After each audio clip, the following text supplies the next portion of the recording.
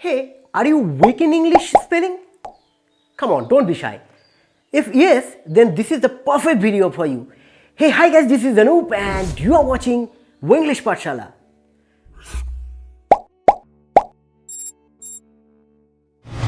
If you see a terrific speller around you, don't you feel a bit awkward? A bit shy? Look, that's quite obvious, but that should not be the way to treat yourself. You have to assess the problem and work accordingly and overcome the situation as early as possible. So today in this video, I am going to teach you how to spell English correctly. Look, আমি একজন বাঙালি এবং আমি বাঙালির ইংরেজি শিক্ষায় কি কি সমস্যা হয় সেটা খুব ভালোভাবে জানি। সো আজকের ভিডিওতে আমি কি করে ইংরেজি থেকে বাংলা এবং বাংলা থেকে ইংরেজিতে সঠিকভাবে স্পেল করা যায় সেটাই শেখাবো। একটাই রিকোয়েস্ট, ভিডিওটাকে শেষ পর্যন্ত অবশ্যই দেখবেন আর ভিডিওটার শেষে আমি কিছু অ্যাক্টিভিটি টাস্কও দেবো। সো দেখতে থাকুন। So as you can see, classroom ready, Pathshala ready.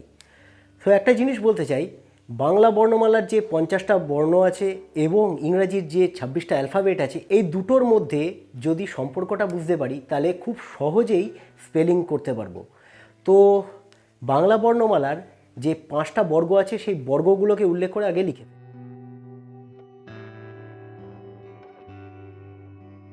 ক বর্গ,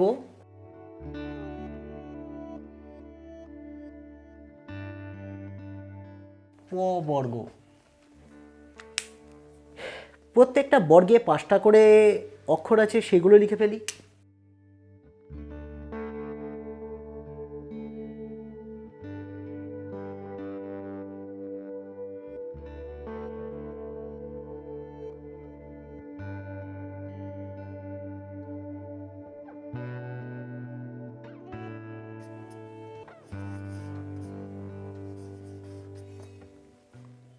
তো মনে রাখতে হবে, এই যে 25টা অক্ষর আমি লিখেছি তার মধ্যে এটি, এটি, এটি এবং এটি, অর্থাৎ ক, চ, ট, ত, এই বর্গ কটার শেষের অক্ষরগুলো সব নাকের সাহায্যে উচ্চারিত হয়, যে কারণে সবই এন। তো যেখানে যেখানে নাকের ব্যবহার বেশি থাকবে, অর্থাৎ আমাদের এই যন্ত্রটার ব্যবহার বেশি থাকবে, সেগুলো হয়ে যাবে এন। এটা এন, এটা এন, এন, এন, আর এটা এম, ম, এম, ম, এম, দুটোই ওষ্ঠর সাহায্যে অর্থাৎ লিপের সাহায্যে উচ্চারিত হচ্ছে। এনিওয়েজ, তো মিল তো আছেই। এবার থাকলো বাকিগুলো। বাকিগুলোর মধ্যে একটা মজাদার মিল আছে, আমি দেখাই। ক কে, চ সিএইচ, ট টি, ত টি, প পি। কেন লিখলাম? খুব সহজে একটা জিনিস আমি বলে দিই। ক আর ক্ষয়ের মধ্যে মিল কোথায়? একই, সেম সেম, কিন্তু পার্থক্যটা কোথায় জানেন? লেটস সাপোজ এটা একটা বই, যার একটি পাতা আমি নিলাম এবং যদি আমরা উচ্চারণ করি ক, ক, নড়াচড়ার কোনো ব্যাপার নেই, খ নড়ে গেল। তারপরে চ বর্গের আমি যদি চ বলি, চ, ছ নড়ে গেল। ট বর্গের ট বলি, ট নড়ছে না, ঠ নড়ে গেল। ত বর্গের ত বলি, ত নড়ল না, থ নড়ে গেল। অনুরূপভাবে প বর্গ, প বর্গের প নড়ল না, ফ নড়ে গেল। তো যেগুলোতে নড়বে, মনে রাখবেন আগের বর্ণে যা লিখেছিলাম তার পরের বর্ণে যেখানে নড়ে গেল একটা করে বাড়তি এইচ যোগ করে দেবো। ক যদি কে হয়, খ তাহলে কে এইচ, নড়েছিল। অনুরূপভাবে গ জি নড়বে না, নিজেরা চেক করে দেখবেন, আমাকে বলবেন। ঘ নড়ে যাবে, যার জন্য একটা এইচ। চ বর্গে সি এইচ, এখানে তো আগে থেকেই একটা এইচ আছে, কিছু করার নেই, পরেরটা নড়েছিল, ছ নড়েছিল, যে কারণে হাওয়া বেশি লেগেছিল। যেখানে যেখানে শ্বাসবায়ু বেশি লাগবে একটা করে এইচ যোগ করে দেব। এখানে আগে একটা ছিল, পরে আরেকটা যোগ করে দিই। বর্গীয় জ যে, ঝ JH, ট টি থ TH, ড ডি ঢ DH, ত টি থ TH, দ ডি ধ DH, এই দুটোর মিল আছে। প পি ফ PH, ব বি ভ BH, হয়ে গেল সবকটা। খুব ভালো করে এগুলো বোঝা গেল, তাই তো? যেখানে যেখানে হাওয়া বেশি লাগবে, শ্বাসবায়ু বেশি লাগবে, একটা বাড়তি এইচ যোগ হবে। অনুরূপভাবে বাকিগুলো লিখে ফেলি, এই 5টা বর্গ বাদ দিয়ে আর যা যা থাকে সেগুলোকে লিখে ফেলি। তো লেখা হয়ে গেছে। একটা জিনিস আপনাদেরকে বলে দেবো, এই বটার আর না জানলেও চলবে। অলরেডি আমরা একবার ব জেনে ফেলেছি, সুতরাং এটা আমাদের না জানলেও চলবে। আর থাকলো এইটা। আমার তো মনে হয় না বাংলায় আষাঢ় বানান ছাড়া আর কোনো জায়গাতে ঢয় শূন্য ব্যবহার আছে। ঢয় শূন্যর ব্যবহার যদি আপনারা কোনো জায়গায় পেয়ে থাকেন আমাকে জানাবেন তো। এক্স্যাক্টলি আমার অন্তত জানা নেই।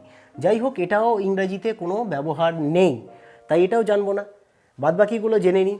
অন্তর্জ যে, র আর, ল এল, তালব্য স SH, মূর্ধন্য S, দন্ত স S, হ, হ তো নিজেই হাওয়া। পাতা ধরে দেখবেন হ বললে নড়ে উঠবে, তাহলে H, ডয় শূন্য আর, অন্তস্থ Y, খণ্ডত, খণ্ডত তই, কিন্তু তার ঘাত আছে। যাই হোক, তো টি, অনুস্বর এন এর সাহায্যেও হতে পারে, NGও হতে পারে। বিসর্গ, অবশ্যই বিসর্গে হাওয়া লাগে, যার জন্য H। চন্দ্রবিন্দু N অথবা NG, নাকের সাহায্যে উচ্চারিত হয়। এনিওয়েজ, তো এই কটা হয়ে গেল। এবার আসি স্বরবর্ণগুলোর ব্যবহারে। স্বরবর্ণগুলো কিভাবে কি হয় সেটা আগে লিখে ফেলি, তারপর দেখাই। অ, অ হলো এ। আ বলার আগে খেয়াল রাখতে হবে এর সঙ্গে কিন্তু আকার যেটা আছে সেই আকারও কিন্তু সেই একই আকার। আ বা আকার যেখানেই যা থাকুক না কেন, এ কোনো কোনো ক্ষেত্রে ইউও ব্যবহৃত হয়। হর্ষই বা হর্ষইকার, এই দুটোরই কিন্তু আই আর ই, কোনো কোনো জায়গায় আই লাগে, কোনো কোনো জায়গায় ই লাগে। দীর্ঘ ই অথবা দীর্ঘ ইকার যেটা আছে সেটা আই অথবা ই, আবার বেশ কিছু জায়গায় ডাবল ইও লাগে। মূলত এই দুটোই কাজে লাগে বেশি। হর্ষ উ বা হর্ষ উকার, তো হর্ষ উ ইউ, দীর্ঘ উ অথবা দীর্ঘ উকার ইউ অথবা ডাবল ও, এটাই বেশি কাজে লাগে। রি অথবা রিকার, সেম। আর এ অথবা একার, ই বেশ কিছু জায়গায় এও লাগে। ওই অথবা ওইকার, ও আই অথবা ও ই। আমরা যদি ওইকে ভাঙি, ও ই দুটো সাউন্ড আসছে, ও আই অথবা ও ই। আইতেও ই থাকে, আই, দেখেছেন? ও আইও লিখতে পারি, ও ইও লিখতে পারি। এনিওয়েজ, তো হয়ে গেছে। ও হলো ও হলো ও আর উ, তাহলে ও আর উ। অনুরূপভাবে ও ডাব্লিউও হতে পারে। এনিওয়েজ, তো এটাও হয়ে গেল। তো স্বরবর্ণ আর ব্যঞ্জন বর্ণের মোটামুটি সব দেখিয়ে দিলাম। তাছাড়া কয়েকটা উচ্চারণ যেটা আমাদের খুব কাজে লাগে, স্পেলিং খুব কাজে লাগে, যেটা সেগুলো আপনাদেরকে দেখাই। জফলা আকার, এ জফলাও হতে পারে অথবা অয় জফলাও হতে পারে। দুটোর ক্ষেত্রেই সাউন্ড আসে, তার জন্য এ। মনে থাকে যেন, যদি কোনো জায়গায় কোনো সিলেবেলের শেষে, কোনো ওয়ার্ডের শেষে শন এই সাউন্ডটা আসে, শন, যেমন স্টেশন, ঠিক আছে? শন সাউন্ড এলে চোখ বুঝে TION লিখে দেবেন। যদি আসে টিভ, এরকম সাউন্ড আসে TIVE, টিভ। অনুরূপভাবে যদি আসে শিব, SIVE, যদি আসে চার, এই সাউন্ডটা আসে চোখ বুঝে লিখে দেবেন TURE। তো যাই হোক, এইবার দেখি যে পদ্ধতিতে আমরা শিখলাম সেরকম করে কি সঠিকভাবে স্পেল করা সম্ভব হচ্ছে, দেখা যাক। একটা সাউথ ইন্ডিয়ান ক্লাসিক্যাল ডান্স আছে যার নাম হলো ভারতনাট্যম। ভারতনাট্যম একটু খটোমটো না, তো লিখি ভারতনাট্যম। এটাকে ভেঙে দেখি, বর্ণে আগে না ভাঙলে তো আর আমরা অ আ পাবো না। ভা, ভ যোগ আ, ভা। র, র যোগ অ, র। ভারত, তয়ে ঘাত আছে হলন্ত। না, ন যোগ আ, না। টিয়াম, ট, জফলা, অ, নাট্যম, নাট্যম। হয়ে গেল ভাঙা। এবার বর্ণে ভেঙে দেখি তো ইংরাজিতে কি করে কি হয়। ভ আমরা জানি BHA হলো ভ, আ এ, র আর, এ অ, ত টি, দন্তন্য এন, আ এ, ট টি, জফলা ওয়াই, অ এ, ম এম। ভারতনাট্যম।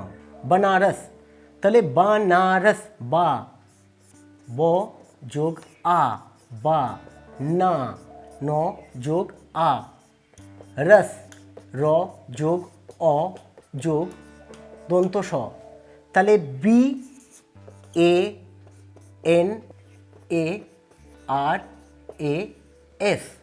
হয়ে গেল খুব সহজেই। তবে এক্সেপশন থাকবেই, এটা মনে রাখতে হবে। সব কিছু যদি একই ফর্মুলায় চলে আসে জিনিসগুলো খুব ইজি হয়ে যাবে, তাহলে আর কিছু পড়াশোনার দরকার পড়বে না, কিন্তু তা একদমই নয়। তো যাই হোক, আপনাদেরকে বলে রাখি যে এই ভিডিওটার ডেসক্রিপশানে আমি আপনাদের জন্য কিছু অ্যাক্টিভিটি টাস্ক দিয়ে রাখবো। এই রকমই কিছু স্পেল করে আমাকে দেখাবেন আর সেন্ড করবেন কোথায়। এই দিকে আমার ইনস্টাগ্রামের আইডি আসছে, সেই ইনস্টাগ্রামে গিয়ে আমাকে অবশ্যই সেন্ড করবেন মেসেজ, আমি দেখে নেব। এনিওয়েজ, তো দেখা হচ্ছে নেক্সট কোনো ভিডিওতে। Till then, take care of yourself and keep practising, keep learning.